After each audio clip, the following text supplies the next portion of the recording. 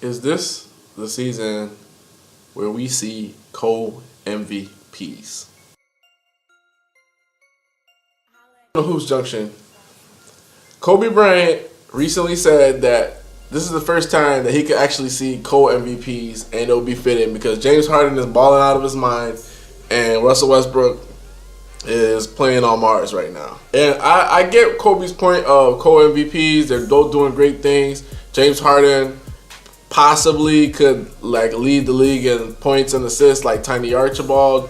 Maybe right now I don't see it happening, but has the opportunity to do so. Russell Westbrook is basically averaging a triple-double. He has 36 triple-doubles, only second to Oscar Robertson in a single season. So there's a good chance that we could see a very tight race and where people could be indecisive. And right now, some people are leaning towards James Harden because of the record, and some people are leaning towards Russell Westbrook because of the triple-doubles. Is there going to be a co-MVP? The answer is no.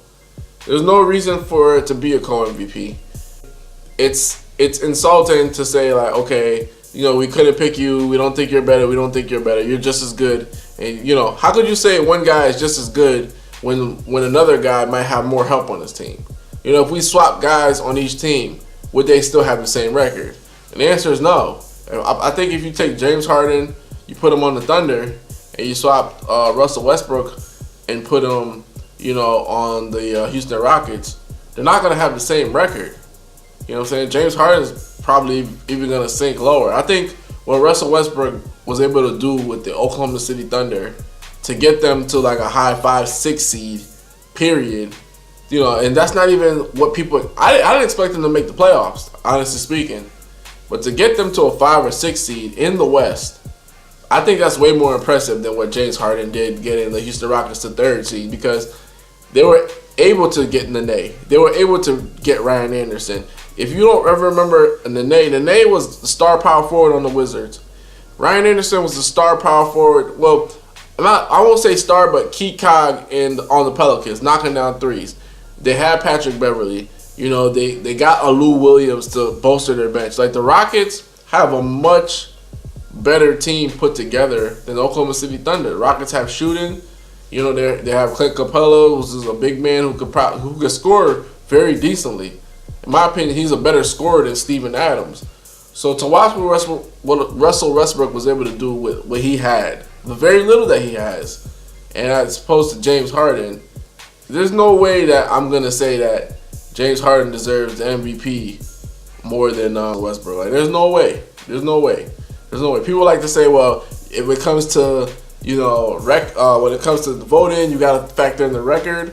Well, Allen Iverson was able to win MVP, I believe, in 2000, but the Lakers had the best record, so Shaq should have got the MVP that year, right? If that's your case. There's been other seasons where teams had players with a better record, but they didn't win the MVP that year. See what I'm saying? So to me, that can't always be the deciding factor.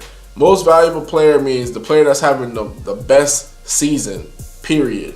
It's the player that's having the best season. It doesn't necessarily mean you're on the best team. That could be a boost, but it's who's having the best season. Right now, I don't see anybody else averaging a triple-double. So if that's the criteria, who's having the best season, it's him. Now, people will say, well, who's the most valuable? LeBron's valuable because you take him off, Cleveland can't win. You take Kevin Durant off, Warriors can't win. Stuff like that. Most valuable player has always been this. It's always been an individual award. Who's having the best individual season, point blank, period. Right now, Russell Westbrook is. I think people just need to swallow the pill. If you guys don't like him, just bite the bullet. Because at the end of the day, I'm not a big Russell Westbrook fan, but I can't deny what he's doing. Not at all. And I can't deny what all James Harden is doing, but I also have to factor in the fact that he has a ton of help. To me, he has a better bench. He has better offensive players, better defensive players than what's on the Oklahoma City Thunder. And I had the same argument when Stephen Curry got his first MVP.